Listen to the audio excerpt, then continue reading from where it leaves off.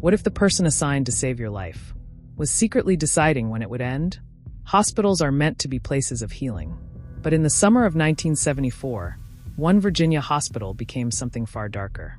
Tonight on Crime Archives, we uncover the chilling story of Leroy Hargrave Jr., a quiet hospital aide, an alleged angel of death, and a man suspected of killing as many as 26 patients while working the graveyard shift. And after 35 years behind bars, he walked free. In June of 1974, administrators at Petersburg General Hospital in Virginia noticed something deeply disturbing. Over just 2 weeks, 12 heart patients died suddenly. These were not critical cases. They were patients in recovery. Doctors expected them to live. Yet one by one, their hearts simply stopped. Statistically, it was impossible. So hospital officials began looking for a connection. And they found one. Every single death happened between 11 p.m. and 7 a.m. The graveyard shift. When staff schedules were examined, one name appeared again and again. Leroy Hargrave Jr., a 21-year-old nurse's aide.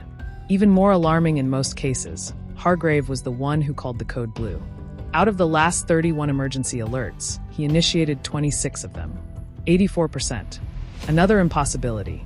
To co-workers, Hargrave was polite, quiet, withdrawn. He once dreamed of becoming a doctor, but flunked out of college.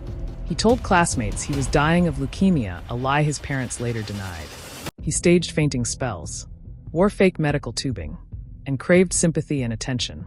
He also had a fascination with the occult, supernatural powers, and communicating with the dead. By April 1974, he was hired full-time at the hospital and assigned to nights. That's when the deaths accelerated. Hospital supervisors quietly began watching him.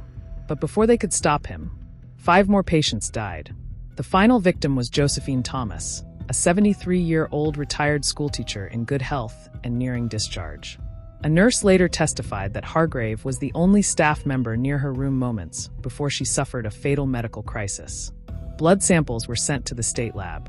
The results exposed the truth. Josephine Thomas had lethal levels of lidocaine in her system, a drug that stops the heart. She was never prescribed it. Neither were the others. Exhumations followed.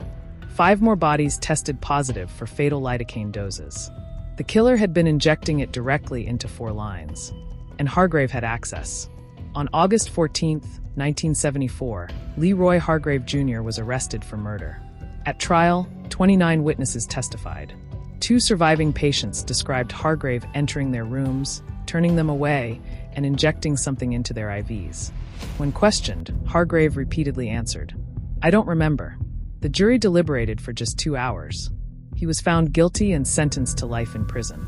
But in 1975, life didn't mean forever. Moments after sentencing, Hargrave attempted to end his life using his mother's medication. He survived, and because of parole laws at the time, he became eligible for release after 15 years. He was never tried for the additional murders. In December 2009, after serving 35 years, Hargrave was quietly released. No press conference, no public warning. The media wasn't informed until 2 months later. Today, his whereabouts remain unknown. If alive, he would be in his 70s, possibly living quietly in Virginia. The man once suspected of killing dozens simply vanished. Leroy Hargrave Jr. is legally guilty of 1 murder. But many believe the truth is far darker. An angel of death, a caregiver turned killer, and a reminder that sometimes the most dangerous monsters wear uniforms of trust. If you want more forgotten cases, hidden killers, and true crime stories the world tried to erase, subscribe to Crime Archives. Like this video to support the channel. And comment below, do you believe Hargrave killed more victims? Until next time, stay curious and stay safe.